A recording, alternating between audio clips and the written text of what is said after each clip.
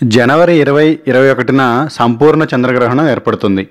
అసలు సంపూర్ణ చంద్రగ్రహణం అంటే ఏమిటి? జనవరి 2021న ఏర్పడుతున్న సంపూర్ణ చంద్రగ్రహణం ఏ ఏ ప్రదేశాల్లో కనిపిస్తుంది? దీని ప్రభావం మన భారతదేశంలో ఉందా? నియమాలు పాటించాలా లేదా? ఇలాంటి ప్రశ్నలు చాలామంది మదిలో మెదులుతూ ఉన్నాయి. వాటి పూర్తి వివరాలు మనం ఇప్పుడు తెలుసుకుందాం.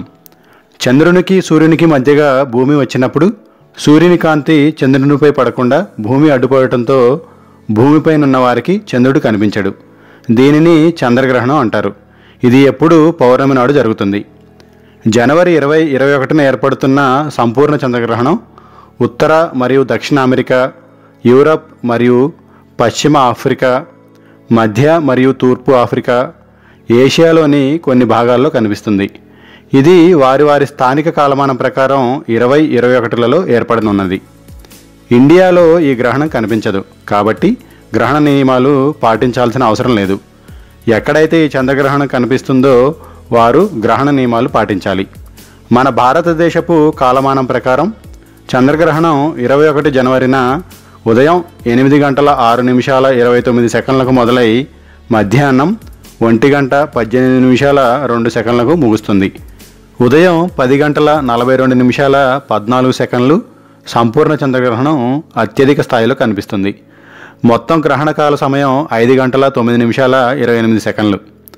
సంపూర్ణ చంద్రగ్రహణం ప్రారంభ సమయం ఉదయం 10:11:17 ప్రారంభమై 11:13:15 వరకు ఉంటుంది.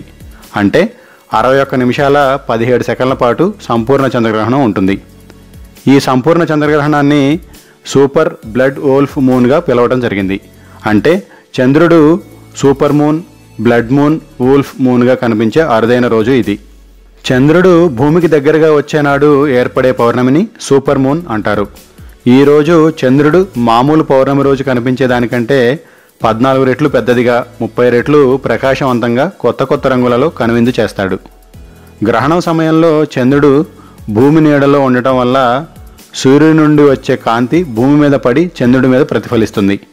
అందువల్ల చంద్రుడు ఎరుపు రంగులో కనిపిస్తాడు. అందుకే దీనిని బ్లడ్ మూన్ అంటారు. ఇక వోల్ఫ్ మూన్ అంటే శీతాకాలంలో కనిపించే పౌర్ణమి నాటి చంద్రుడిని అమెరికా స్థానికులు వోల్ఫ్ మూన్ అంటారు.